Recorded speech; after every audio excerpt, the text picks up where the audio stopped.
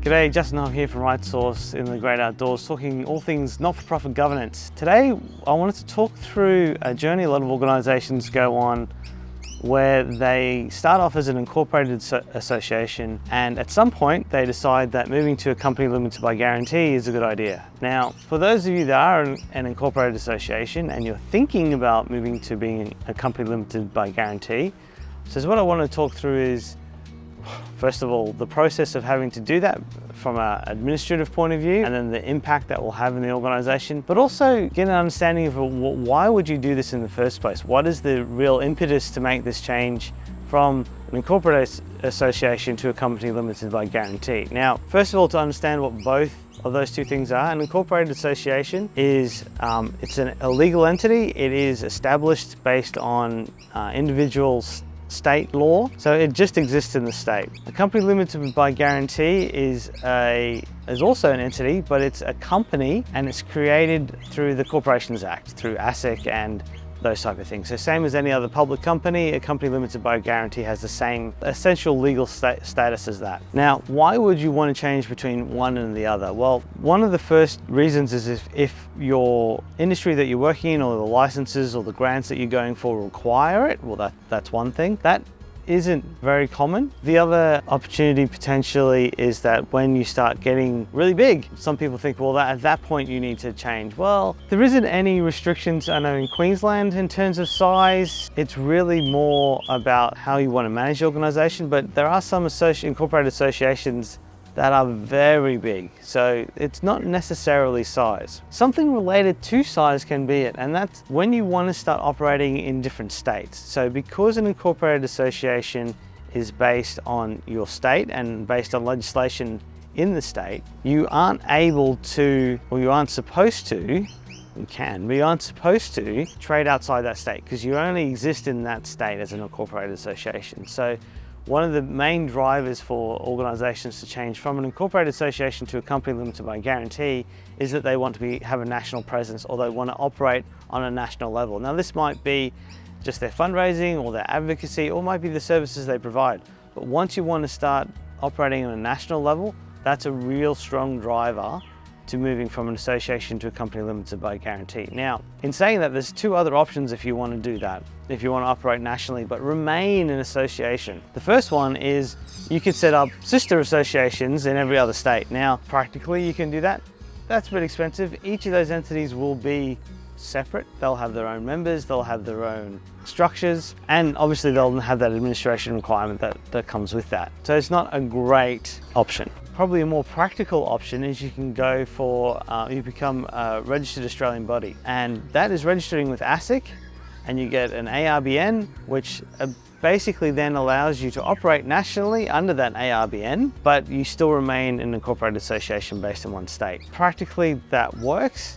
It feels a little clunky. The downside with it is sometimes it's hard to explain to people what that is, and that probably moves to the other option or other reason why organisations move from an association to a company, and that is just public perception. If you're looking to deal with other entities or members of the public, sometimes the fact that you can demonstrate that you're a company makes people feel that they understand who you are and what you're doing, whereas when you're an association, it's looked down on a little bit in terms of the professionalism. So in reality, there is no difference. You can be equally professional in either, but sometimes that's the other driver. A couple of the other benefits of having a company limited by a guarantee rather than an association: you do only require 3 directors for a company limited by guarantee, which can be less than an association. Sometimes it's easier to get a skills-based board up and running in a company limited by guarantee. The rules around it are about the same and you can do it, but generally speaking, it feels a bit easier in that respect. They're the reasons why you change, and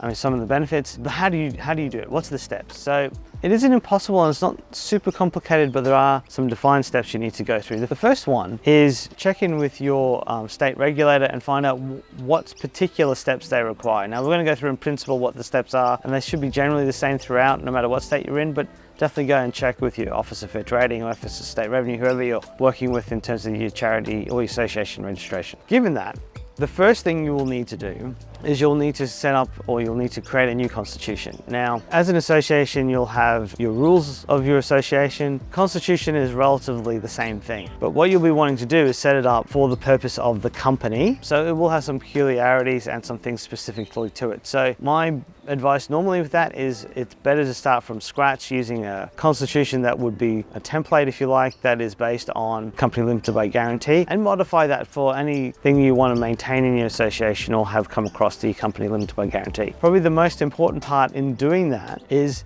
when you look at the objects of the new company, you really want those ideally to be the same as the association. You can change them if you want. The thing to be aware of with your objects is if you change or even slightly modify the objects, the ACNC will want to look at that if you're registered as a charity to make sure that they still maintain the same purpose as you were registered for. So your charitable purpose, but also your deductible gift recipient status in terms of DGR status. So just be careful if you play with your objects. There can be further implications. But otherwise, creating a constitution is a relatively straightforward piece of work, but it does take some time and does potentially take some cost in terms of engaging the right party to help you. Once you have that constitution, the next step is for the management committee to approve it, and then for the members of that association to hold a members meeting and to have a special resolution, which will be 75% of the members, to pass that constitution and to resolve to move from an incorporated association to a company limited by guarantee. Now, this is the most complicated step because you want to have a member engagement process to make sure that those members of your association understand what's going on to the extent that they understand the benefits of moving to a company limited by guarantee and support it. If you can't get the support of your members, you're not going to get this through. You're not going to go anywhere. As much as doing the constitution is important, there's also a member engagement piece that you'll need to do to make sure that your members are involved. Now, depending on how big or small your membership base is, that could be either quite a large job or quite a small job, but that's something to think of. Now, once you've got the resolution passed and the members have agreed to move, you then need to notify your state regulator. You'll then need to lodge forms with ASIC to register the company and have that established.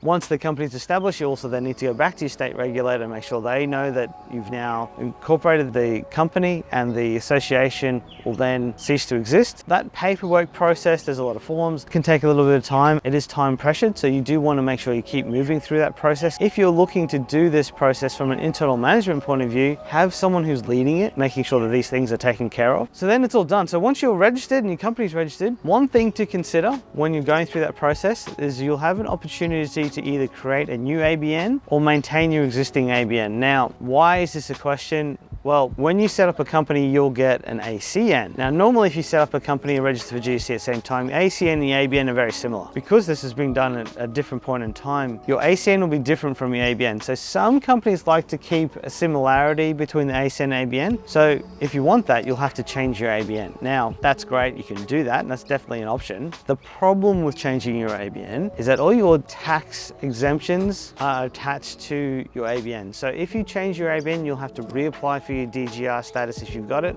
and your other tax exemption. So it creates a bit of extra work. Ideally, I would say don't change the ABN, keep your existing one, but something to consider. The last step, now you think you'd be there by now, but the last step is actually going through and changing all of the contracts and agreements that you've got in place with the state governments, federal governments, employees, all those type of contracts you have in place, and you'll have to change the description of the entity that's attached because the entity has changed. So there's a bit of work in that, and you want to really get on top of it early. The area that catches most people and is the most painful one is when you have a bank account in the association's name and you don't change it immediately. It can be really complicated to change because from the bank's point of view, the association and the company, even though they're related, they're two separate entities.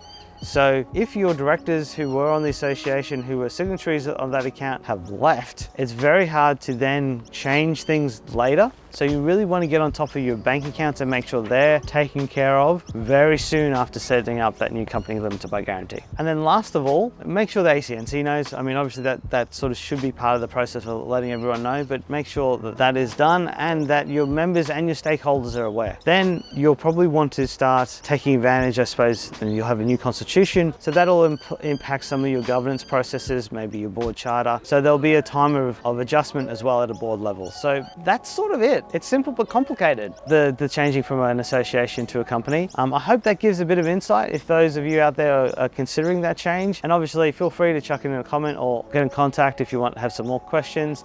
Otherwise, check out YouTube. We've got a whole heap of other content on YouTube in terms of governance and the not-for-profit space. Thank you for listening. I appreciate your time. It's been Justin Hogg from RightSource.